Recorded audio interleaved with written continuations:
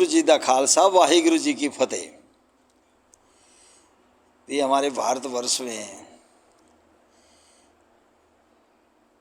गुरु कबीर जी महाराज ऐसे संत हुए, गुरु हुए, जिन्होंने संसार को जो है ऐसा ज्ञान बख्शा, आज पूरा संसार जो है उनका गुणगान करता है। एक दिन कबीर जी जो है घर में ही रोने लगे रहे थे, रो रहे थे, बड़े जोर जोर से रो रहे थे। तो अड़ोसी पड़ोसी ने पूछा, भाई कबीर जी तो कभी रोते नहीं थी, आज क्या बात है रोने लगे? तो चले गए कबीर जी के पास। कहता है, कबीर जी आपको जो हमने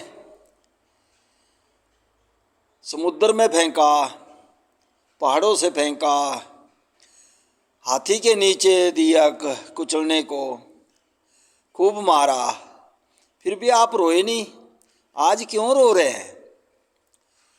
तो कबीर जी कहने लगे, यार मेरा एक मित्र था बहुत प्यारा, वो मर गया। मर गया तो कोई बात नहीं, मर गया तो नहीं, वो मेरा बड़ा प्यारा निंदक था, वो हमारी निंदा करता था, ये निंदा करता था और वो आपको आपकी निंदा करता था जगह जगह, आप उसको मित्र करें। अरे यही तो बात है, मुझे निंदा ना प्यारी लगती है, क्योंकि निंदा से मेरा उद्धार होता है। मेरी निंदा जो करे वो मेरा बड़ा प्यारा मित्र है। तो उन्होंने बड़े ही ऐसे शब्द दिए जो आज गुरु ग्रंथ साहब में अंकित है। वो कहते थे, भाई मेरी निंदा, निंदो निंदो निंदो मोहे लोग निंदो, निंदा जन को खरी प्यारी, निंदा बाप निंदा महतारी, निंदा होए ता बेकुंठ जाइए, नाम पदार्थ मन ही बसाइए, हृदय सीधी ज्यों निंदा होए, हमरे कपड़े निंदक धोए, निंदा करे सु हमारा मीत, निंदक माहे हमारा जीत, निंदक सो जो निंदा होए, हमारा जीवन निंदक होए, निंदा हमरी प्रेम प्यारी, निंदा हमरी करे उधार, जन कबीर को निंदा सार, निंदक डूबा हम उतरे पार। तो कबीर जी का बहुत ही गहराई से जो है, जो दूसरों को पीठ के पीछे जो है निंदा करते हैं, उनको नरक भोगना पड़ता है।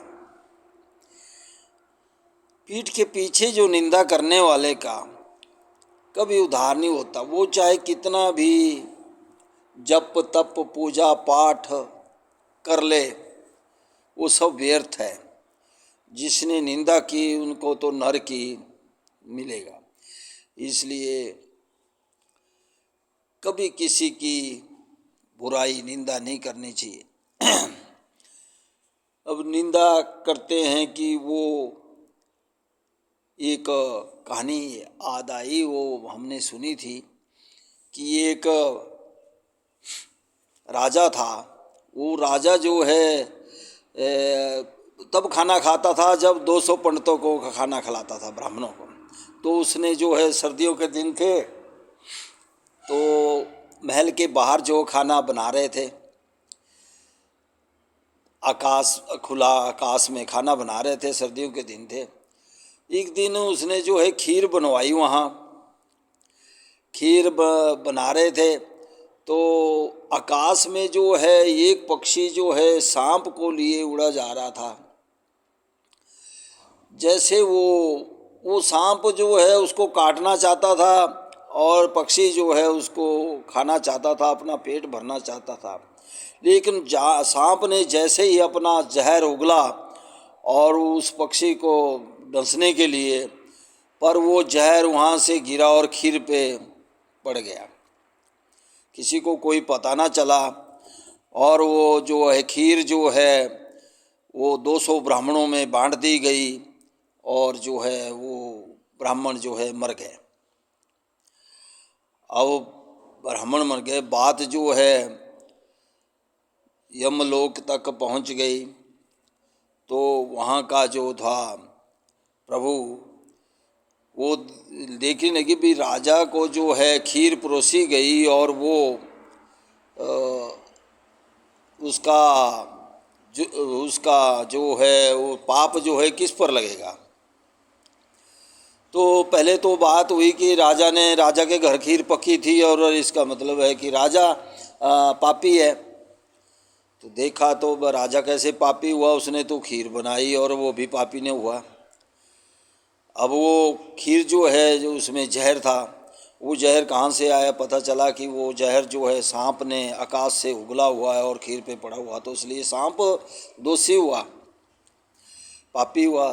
तो फिर देखा कि कैसे पापी हो सकता है, उसने तो उस पक्षी ने उस सांप को पकड़ा हुआ था और वो मारना चाहता था, तो इसलिए अपना उसने जहर उगला हो तो वो वहाँ से गिर गया, तो इसलिए वो भी अपराधी ना हुआ।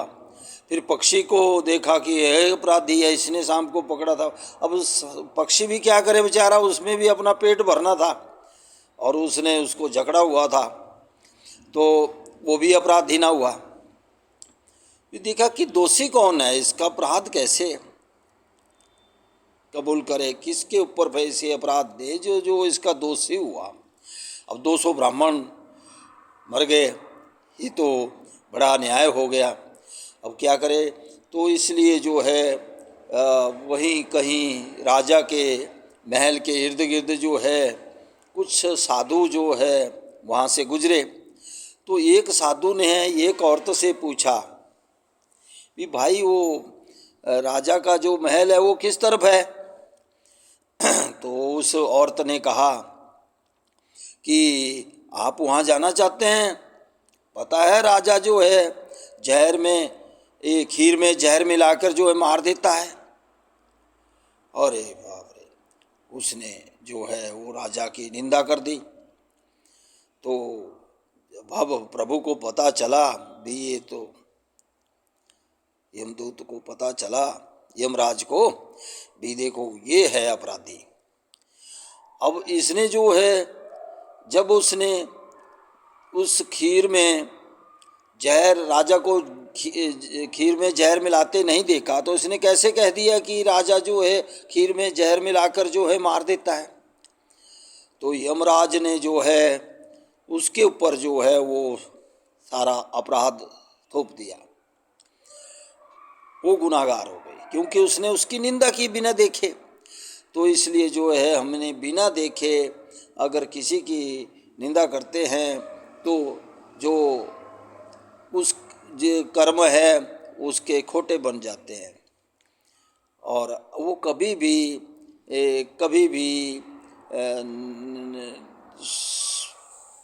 उस पाप से नहीं छूट सकता। तो इसलिए मैं बड़ा अच्छा लगा हमें जो कबीर जी ने जो है ये निंदा वाली बात बताई, तो बड़ी अच्छी है। वैसे बड़ी गहराई तक ये है कि हमें किसी की बुराई नहीं करनी चाहिए। सतनाम श्री वाहिगुरु।